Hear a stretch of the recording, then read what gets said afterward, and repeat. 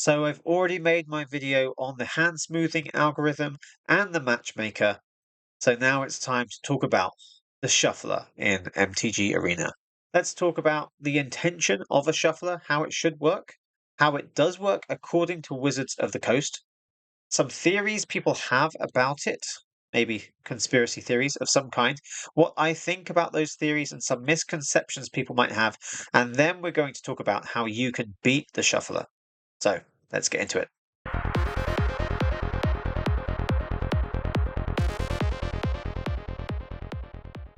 Okay, welcome back to the channel. So don't forget to like the video and subscribe to the channel if you haven't already, so you don't miss out on any future videos, first of all. And now let's get into it. So what is a shuffler, or what should the shuffler be doing for us? This is very basic and it seems obvious. I'm going to cover it anyway because we need to understand the beginning to be able, the foundation to be able to understand the theories that come later.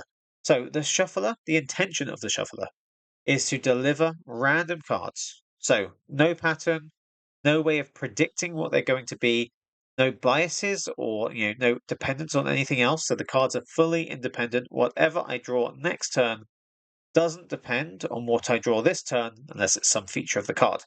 So yeah, the cards are meant to be completely random. Now, as Wizards of the Coast have explained online in their discussions and announcements, Magic Arena uses a Fisher-Yates algorithm that pulls a seed from random number generator and will produce random results. It will swap the cards around until we get to an unpredictable um, sequence that we will draw from.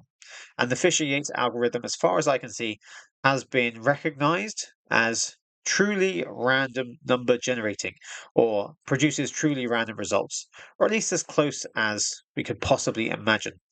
Now, there's nothing new here. If you think about how many games or apps there are in the world that need to deliver a random item or generate a random number.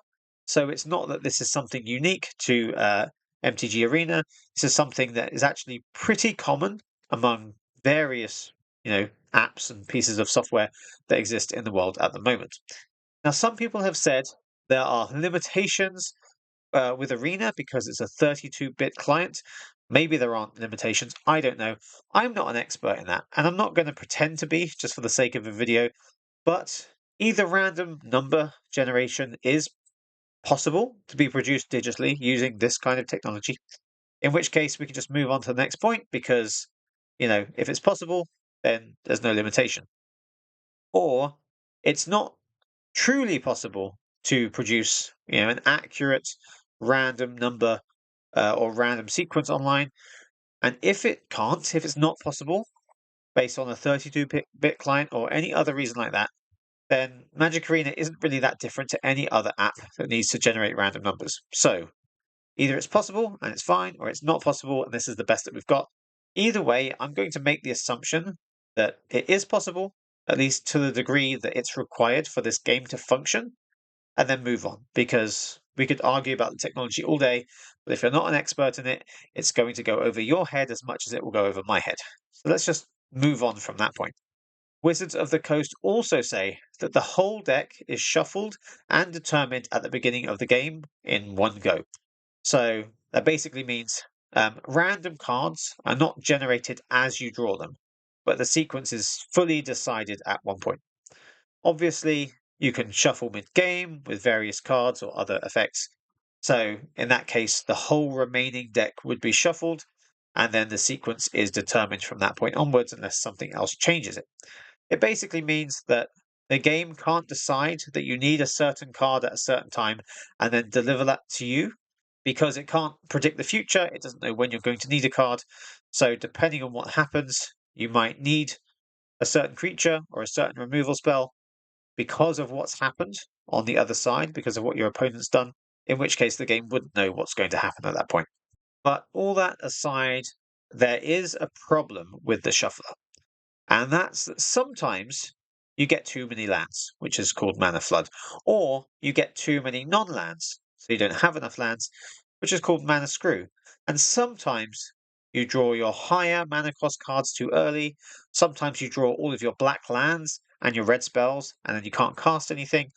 and sometimes your opponent seems to draw the exact perfect card that answers your threats at the time, just at the right time, and it happens over and over again. Sometimes these things that we don't want to happen will happen because of the cards that you draw. And obviously, because this is happening digitally and kind of there's an algorithm behind the scenes, it naturally leads to certain theories. Is the shuffler designed to manipulate the draws to force one player to win and the other to lose? That's one thing people think might happen. When you draw too many lands, or not enough lands, or cards that are too expensive or the wrong color, does the shuffler intentionally cause that to happen? And some people have even theorized that cards are sticky, meaning that if you draw one Phoenix Chick, it means you're more likely to draw the other three in your deck soon after, at least in a way that isn't randomized. And there are probably many other shuffler theories out there, but they all start to sound a bit of the same after a while. They all start to sound something like, I lost because of the shuffler, meaning an intentional algorithm forced the outcome, rather than I was unlucky with my random card draws that game. So, what's wrong with these theories? Well, there's a fundamental issue that's wrong with these theories. First of all, we have to ask, why would Wizards of the Coast design an algorithm to manipulate card draws and force specific match outcomes? Because this is a zero-sum game, which means there's always going to be one winner and one loser. Forcing losses for one player is the same as forcing wins for the other player. And fixing results might make sense for like a casino or some other situation where customers losing more will directly result in the company making more money. But that's not the case here if we're just doing one player against another. Well, the best theory that some people have had for why that might happen is that somehow forcing losses at certain times will cause players to choose to spend more money on the game. Maybe by losing more often or losing close to 50% of the time, players are more likely to put money in to get better cards to maybe help them win more often. And maybe to reinforce this, forced losses could only apply to free to play or budget players, but players who regularly spend money on the game might be getting wins handed to them as a reward because they've spent the money. The problem with this is that although the theory seems like it might make sense, is first of all, there's no evidence to suggest that losing more will increase spending on the game. I don't know about you, but if I'm frustrated with the game and I can't seem to win, it doesn't make me want to play it more and it doesn't make me want to invest money into the game.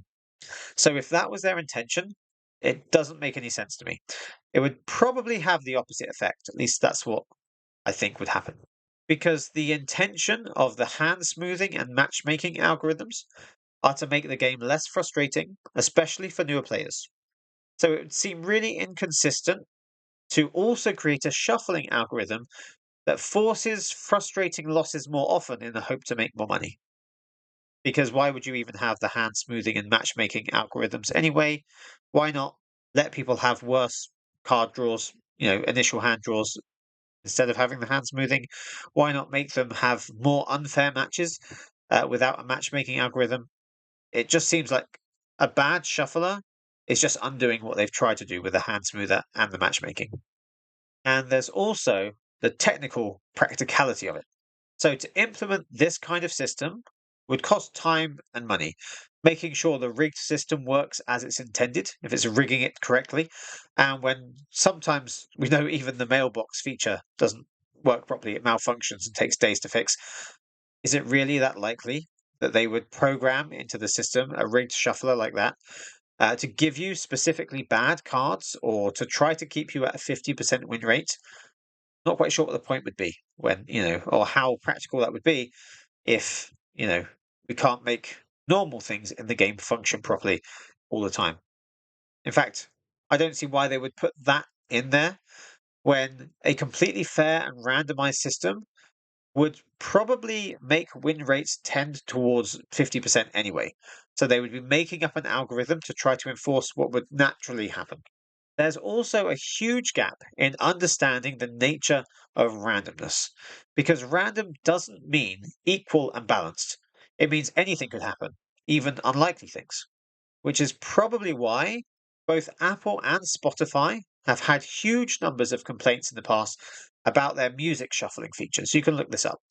Users have consistently complained that their shuffled music isn't random enough. But what does that even mean? Why would they say it's not random enough? Well, apparently, the way the users can tell that their music isn't shuffled correctly is because they would often hear two or three songs by the same artist played in a row. And in a huge playlist of songs from different artists, they would expect that you wouldn't get two or more songs from the same artist in a row because it doesn't feel very random. The problem is, in a random system, especially in large sample sizes, this isn't actually that uncommon to get two or more similar results in a row. In fact, you can replicate this yourself with a very simple experiment. You can compare your expected results to a truly random system. So imagine if you flipped a coin 200 times and you write down the outcome in order. Don't actually do it, just, imagine what the result would be. And then you actually do it after that. You flip a coin 200 times in real life and you write down those results next to your kind of estimate or your imagination of what the results would be. So you compare those two together and see how many streaks or clusters of a particular result, head or tails, that you predicted with the actual results. And in a random experiment, I have to admit, this could go either way. But in the vast majority of cases, the predicted results that you wrote down first are likely to contain far fewer streaks or clusters than the real coin flips. Because if you flip a coin and it lands 3 times in a row on heads, what's the most likely result for the next coin flip? If you're thinking tails, then you're wrong. And that's called the gambler's fallacy. Both outcomes are still 50% likely to happen. They're equal, regardless of the previous outcomes. The coin doesn't know how it landed last time, so that doesn't have any effect on the next outcome at all, but you still feel like it should. This is a case where you can't really trust your instincts because they're flawed and they don't match up to reality. In fact, with Apple and Spotify, they had to resolve their customers' complaints by making their shuffle feature less random, to make songs by the same artist less likely to be played together. Apple called it Smart Shuffle. In fact, basically what they had to do is they had to force an outcome where the results are not independent, which means they're not random. But it definitely feels more random. It feels better to our instincts because our brains are designed to look for patterns, even in random events, and patterns don't feel random. You also get some players who will say that this doesn't happen when they play with physical cards. They get very different results when they play on Arena, even with similar decks. And there are a few potential reasons for this. Firstly, there's confirmation bias, which we all have. If you haven't actually recorded your results from Paper Magic and compared them to Arena, then all you have is a feeling to base your claim on, no actual data. If you think this happens more on Arena, then you're more likely to notice it when it does and say, see, it happened again, and forget when it happened to you last week in a physical game. Then there's the problem of sample sizes. If you play a much larger number of games on Arena than you do on paper, which is pretty likely, I think, for most people that play Arena, then you're more likely to see outliers or unlikely results more often. Basically, if you play 5 games on paper in a week, but you play 50 games on Arena, then you'll see unlikely events happen 10 times more often on Arena because you're playing 10 times as many games. And then there's also the chance that your shuffling with physical cards might not be as random as you think it is.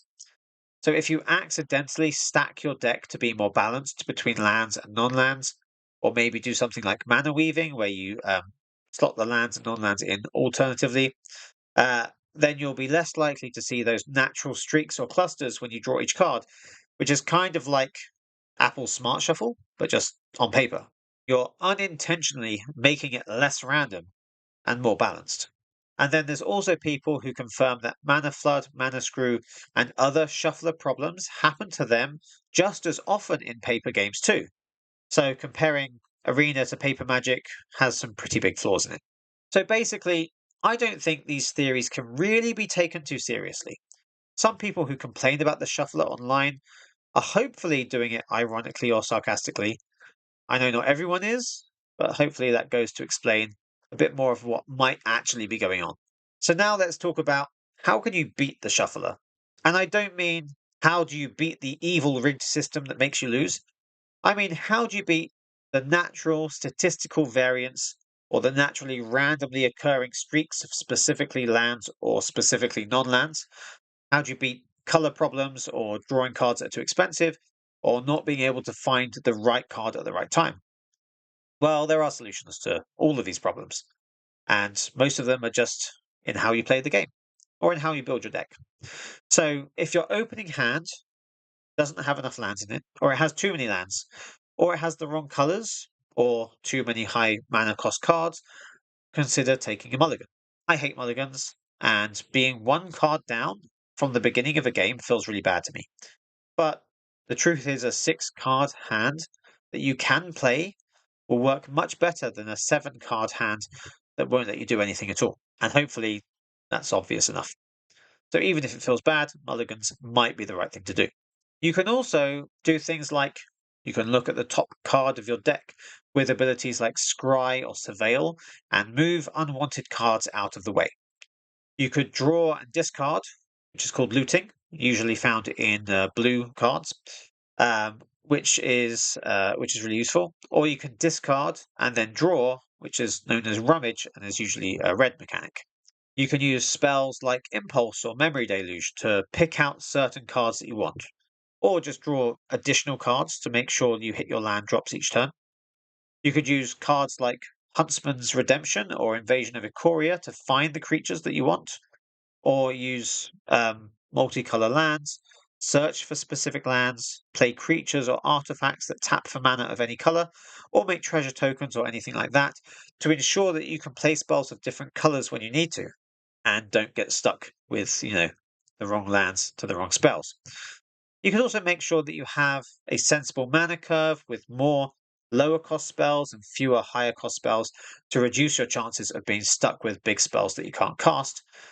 And you can also use tutor cards like Beseech the Mirror to find the right card at the right time. Good deck building can go a long way, but the problem is none of these solutions are perfect. They can reduce the chances of you getting stuck on bad draws, but they can't completely eliminate them. I can guarantee if you don't use any of these tactics and you're just relying on the chance of drawing the right card at the right time, you're going to get stuck more often. So here's my final suggestion for when you do employ those tactics and you still get stuck on bad card draws. You can accept the fact that you won't win every game. A win rate of 50 to 60% is actually really good, which means you're likely to lose at least 4 games out of 10 on average, and they might appear in streaks or clusters, which is natural. You might win 6 games in a row today and lose 4 games in a row tomorrow using the same deck where nothing else has changed. That will happen, and it's okay. I know it feels weird or feels wrong or feels like something must have changed behind the scenes to make that happen, but it's completely natural. And you have to accept that this will happen because if you don't accept your losses in the game due to random chance when that does happen, then you can't rightly claim ownership of your wins when your opponent is having a bad day and it's happening to them. It's either the evil shuffler arbitrarily decides who's going to win and lose, and you're not responsible for anything, or it's a combination of random luck and skill where the good and bad luck evens out over time and your skill is the only remaining factor that determines your win rate. And maybe the game isn't out to get you. So, as hard as it might be to hear, there might be some things you can learn to do in the game that you're not doing already, whether it's deck building or how you play your cards out, that might help improve your win rate. And it might not be that the shuffler is making you lose, it might just be something you can fix. But as always, let me know what you think in the comments below. And don't forget to like this video and subscribe to the channel because if you don't, the shuffler will get you. And yeah, thanks for watching this one to the end. I'll see you in the next one.